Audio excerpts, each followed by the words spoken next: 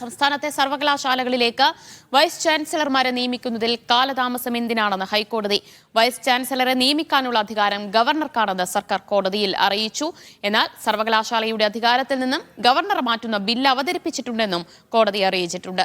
സംസ്ഥാനത്തെ സർവകലാശാലകളിൽ സ്ഥിരം വൈസ് ചാൻസലർമാരെ നിയമിക്കണമെന്നാവശ്യപ്പെട്ടുള്ള ഹർജി പരിഗണിക്കവെയാണ് കോടതിയുടെ നിരീക്ഷണം.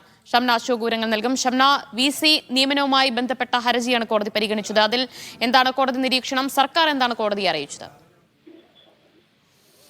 ഈ VC നിയമനവുമായി ബന്ധപ്പെട്ട് ചർച്ച കമ്മിറ്റിയിലേക്ക് സർക്കാർ പ്രതിനിധികളെ നിർദ്ദേശിക്കുന്നില്ല എന്നുള്ളതാണ് ഹർജിക്കാരി പറഞ്ഞിട്ടുള്ളത്. 5 സർവകലാശാലയിൽ ചർച്ച കമ്മിറ്റി രൂപീകരിക്കേണ്ടത് ഗവർണർ അല്ല എന്ന് സർക്കാർ ഇന്ന് കോടതി അറിയിച്ചിട്ടുണ്ട്. അതായത് KTU, ഫിഷറീസ്, അഗ്രികൾച്ചർ, വെറ്റിനറി അടക്കം 5 യൂണിവേഴ്സിറ്റിയിൽ ചർച്ച കമ്മിറ്റി രൂപീകരിക്കേണ്ടത് സർക്കാരാണ് എന്നുള്ളതാണ് കോടതിയിൽ സർക്കാർ അറിയിച്ചിട്ടുള്ളത്. അപ്പോൾ കോടതി തിരിച്ചൊരു ചോദ്യം ചോദിച്ചിരുന്നു, എന്തുകൊണ്ട് എന്നിട്ട് ചർച്ച കമ്മിറ്റി രൂപീകരിച്ചിട്ടില്ല എന്നുള്ളത്. അതിന് കൃത്യമായി മറുപടി പറഞ്ഞിട്ടില്ല. പക്ഷേ ഇന്ന് ഗവർണറുടെ അഭിഭാഷകൻ ഇക്കാര്യത്തിൽ ഈ സർവകലാശാലകളിൽ ഉൾപ്പെടെ എല്ലാ സർവകലാശാലകളിലും ചർച്ച കമ്മിറ്റി രൂപീകരിച്ച് നിയമനം നടത്തേണ്ടത് ഗവർണറാണ് എന്ന് അറിയിച്ചിട്ടുണ്ട്. സുപ്രീം കോടതി ഉത്തരവ് അനുസരിച്ച് ചർച്ച കമ്മിറ്റി രൂപീകരിക്കാനുള്ള അധികാരം ചാൻസലർക്കാണ് എന്നുള്ളതാണ് ഗവർണറുടെ അഭിഭാഷകൻ കോടതി അറിയിച്ചിട്ടുള്ളത്. 5 സർവകലാശാല ഒഴിച്ച് മറ്റ് സർവകലാശാലകളിൽ വൈസ് ചാൻസലറെ നിയോഗിക്കേണ്ടത് ഗവർണറാണ്. എന്നാൽ ഗവർണറെ ഈ സർവകലാശാലകളുടെ അധികാരത്തിൽ നിന്നും മാറ്റുന്ന ബില്ല് അവതരിപ്പിച്ചിട്ടുണ്ട് എന്ന് സർക്കാർ അറിയിച്ചു. അത് ഗവർണർ തന്നെ പരിഗണനയിലാണ് എന്നുള്ളതാണ് നിലവിൽ അറിയിച്ചിട്ടുള്ളത്. ഏതായാലും ഹർജിയിൽ UGCക്കും സർവകലാശാല വൈസ് ചാൻസലർമാർക്കും